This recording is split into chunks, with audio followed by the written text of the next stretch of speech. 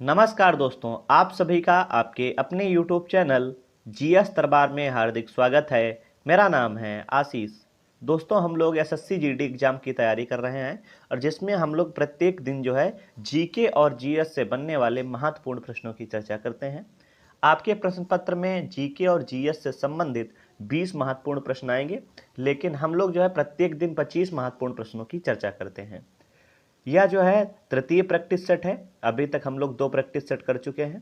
जिन लोगों ने उस वीडियो को नहीं देखा है, मैं डिस्क्रिप्शन में उसकी लिंक दे दूंगा, आप वहां से उन वीडियो को देख सकते हैं। तो आइए शुरू करते हैं। सबसे पहला प्रश्न है कि हिमाचल चंद्र टेलीस्कोप जिसने 20 वर्ष सफलतापूर्वक पूरे किए, वह किस पर्वत श्रृंखला में स्थित है? आपके ऑप्शन है माउंट काराकोरम, माउंट सरस्वती, अन्नाईमुडी चोटी या दोदा बेट्टा। तो बताएं इसका सही जवाब क्या हो जाएगा। तो बिल्कुल सही, इसका सही जवाब हो जाएगा माउंट सरस्वती। और यही बात करें कि माउंट सरस्वती है कहां, तो माउंट सरस्वती जो है उत्तराखंड में है। प्रश्न संख्या 2 है, अकाल में सारस पुस्तक के लेखक कौन है? केदारनाथ सिंह, तालिकानाथ, नसीम जैदी या सुब्रतो राय। तो जो अकाल में सारस रचना है, ये केदारनाथ सिंह जी की कई बार प्रश्न पत्र में पूछी गई है, तो आप इसको जो है इंपॉर्टेंट इसकी श्रेणी में डाल लें। प्रश्न संख्या 3 है, किस राज्य की कैबिनेट ने खेलों को उद्योग का दर्जा देने की मंजूरी दी है? नागालैंड, मिजोरम, त्रिपुरा, सिक्किम। तो किस राज्य कैबिनेट ने? तो मिजोरम ने। ऑप्शन 20 का सही जवाब है। प्रश्न संख्या 4 है कि विश्व के सबसे बड़े रेडियो टेलीस्कोप का निर्माण किया गया है? ब्राजील, चीन, फ्रांस, रूस। तो कहां किया गया विश्व का सबसे बड़ा टेलीस्कोप जो होगा रेडियो, वो ऑप्शन बी, मतलब कहने का तात्पर्य है चीन में निर्माण किया गया है। प्रश्न संख्या 5 है कि पैसों को रोको मत नामक निवेश जागरूकता अभियान शुरू किया है? आईडीएफसी म्यूचुअल फंड ने, या एचडीएफसी म्यूचुअल फंड ने, एक्सिस म्यूचुअल फंड ने, या जो है आईसीआईसीआई म्यूचुअल फंड ने। तो पैसों को रोको मत नामक निवेश की जागरूकता अभियान किसने शुरू किया है? बताएं। बहुत ही अच्छा प्रश्न है ये। बिल्कुल सही, आईडीएफसी म्यूचुअल फंड ने शुरू किया है। ऑप्शन ए इसका सही जवाब है। प्रश्न संख्या 6 है कि बेसबॉल के मैच में प्रत्येक पक्ष कितने खिलाड़ी होते हैं? 5, 7, 9 या 11। तो बेसबॉल में जो है एक पक्ष में 9 खिलाड़ी होते हैं। ऑप्शन सी इसका सही जवाब है। प्रश्न संख्या 7 है कि भारतीय संविधान में राज्य के नीति निदेशक सिद्धांतों को किस भाग में इंगित किया गया है? भाग 1, भाग 2, भाग 3 या भाग 4। तो राज्य के नीति निर्देशक तत्वों के बारे में भाग 4 में विस्तृत रूप से बताया गया है। ऑप्शन डी इसका सही जवाब है। प्रश्न संख्या 8 है कि दिल्ली सल्तनत का प्रसिद्ध कवि जिसे हिंदुस्तान का तोता की उपाधि से नवाजा गया है? बहुत ही अच्छा प्रश्न है, आप सभी को लगभग में पता होगा। जियाउद्दीन बर्नी, उतनी या उतबी होता है, और अलबरूनी लास्ट में है अमीर खुसरो। तो इसका सही जवाब हो जाएगा बिल्कुल सही, अमीर खुसरो। और तोता हिंद कह सकते हो, या तो हिंदुस्तान का तोता भी कह सकते हो। किसे कहा गया है? अमीर खुसरो को कहा गया है। प्रश्न संख्या 9 है, यांत्रिक ऊर्जा को विद्युत ऊर्जा में परिवर्तित करता है? मोमबत्ती, सोलर सेल, विद्युत सेल या डायनेमो। तो यांत्रिक ऊर्जा को विद्युत ऊर्जा में बदलने का काम डायनेमो करता है। ऑप्शन डी इसका सही जवाब है। प्रश्न संख्या 10 है कि भारत में को आमतौर पर ज्वारीय वन के रूप में जाना जाता है? किन वनों को ज्वारीय वन के रूप में जाना जाता है? बताएं। ऑप्शन है आपके शुष्क भूमि वाले वन, झीलों वाले, या पर्वतीय जंगल या रेगिस्तान जंगलों को। तो जो झीलों वाले जंगल होंगे उन्हें ज्वारीय वन बोला जाता है। ऑप्शन बी इसका सही जवाब है। प्रश्न संख्या 11 है कि बाजार कीमत किससे संबंधित होती है? अत्यधिक अल्प अवधि, अल्प अल्प अवधि, ये अल्प लिखना है, ये गलत लिखा है, दीर्घ अवधि या अत्यधिक दीर्घ अवधि। तो बताइए कि कौन सा इसमें जो है ऑप्शन सही है कि बाजार कीमत किससे संबंधित है। तो अल्प अवधि से, ऑप्शन बी, क्योंकि बाजार की कीमतें जो है थोड़े थोड़े समय बाद जो है चेंज होती रहती हैं।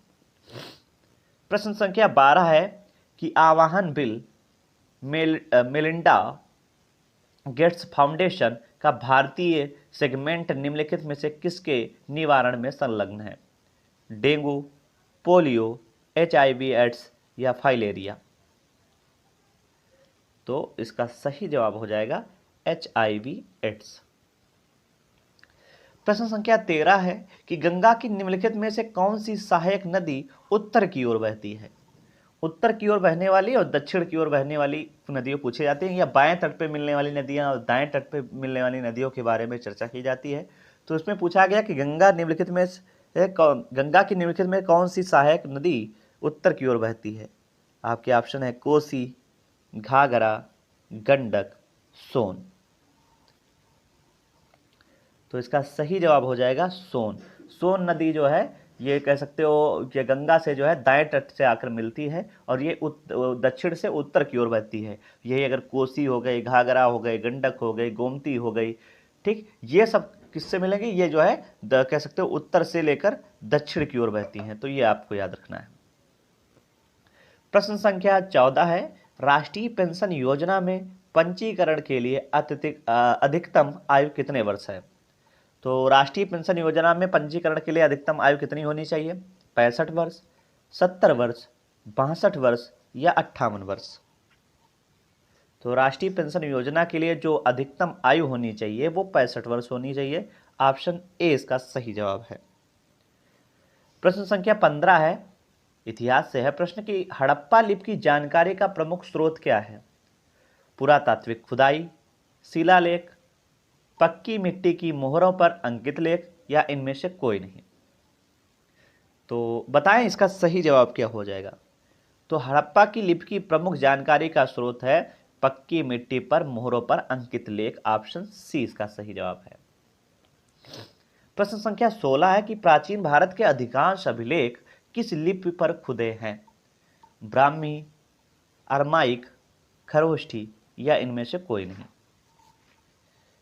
तो आप सभी को पता है कि खरोष्ठी लिपि तो सबसे प्राचीन है और उसके बाद में अगर देखा जाए तो सबसे ज़्यादा जो अधिकांश अभिलेख हैं वो जो है ब्राह्मी लिपि में खुदे हैं। तो ऑप्शन ए इसका सही जवाब है। प्रश्न संख्या 17 है कि 1908 में बाल गंगाधर तिलक को बंदी बनाकर कहां भेजा गया था। दिल्ली के जेल में, मांडले के जेल में, सिंगापुर की जेल में या अंडमान एवं निकोबार के जेल में। कई बार क्वेश्चन ये बना है। तो इसका सही जवाब हो जाएगा मांडले की जेल में। ऑप्शन बी इसका सही जवाब है। प्रश्न संख्या 18 है कि दक्षिण अफ्रीका में बोअर किसे कहा जाता है। वहां के मूल निवासियों को, फ्रांस के लोगों को, डच लोगों को या ब्रिटिश लोगों को। पूछा गया बोअर किसे कहा जाता है। तो बताएं इसका सही जवाब। बिल्कुल सही, बोअर जो कहा जाता है वहां के जो दक्षिण अफ्रीका वाला क्षेत्र वहां पर डच लोगों को बोअर कहा जाता है। प्रश्न संख्या 19 है कि भारतीय संविधान का कौन सा अनुच्छेद अल्पसंख्यकों को अपनी मनपसंद शिक्षण संस्थाओं के स्थापित एवं संचालित करने के लिए अधिकार को संरक्षण प्रदान करता है। अनुच्छेद 19, अनुच्छेद 26, अनुच्छेद 29 या अनुच्छेद 30। तो बताइए इसका सही जवाब क्या हो जाएगा। तो इसका सही जवाब हो जाएगा ऑप्शन डी, अनुच्छेद 30। प्रश्न संख्या 20 है, सिरका का किसका जलीय विलयन है, या सिरका किसका जलीय विलयन है। एसिटिक अम्ल का, हाइड्रोक्लोरिक अम्ल का, नींबू का अम्ल या ऑक्जैलिक अम्ल का। तो बताइए सिरका किसका जो है जलीय विलयन है। बिल्कुल सही, एसिटिक अम्ल का, ऑप्शन ए। प्रश्न संख्या 21 है, लौंग के तेल का प्रमुख घटक जो दांत का दर्द दूर करने में प्रयोग होता है वह है यूजेनॉल, यूजेजाल या राइबोसोम या पायरीन। तो इसका सही जवाब हो जाएगा यूरेजॉल।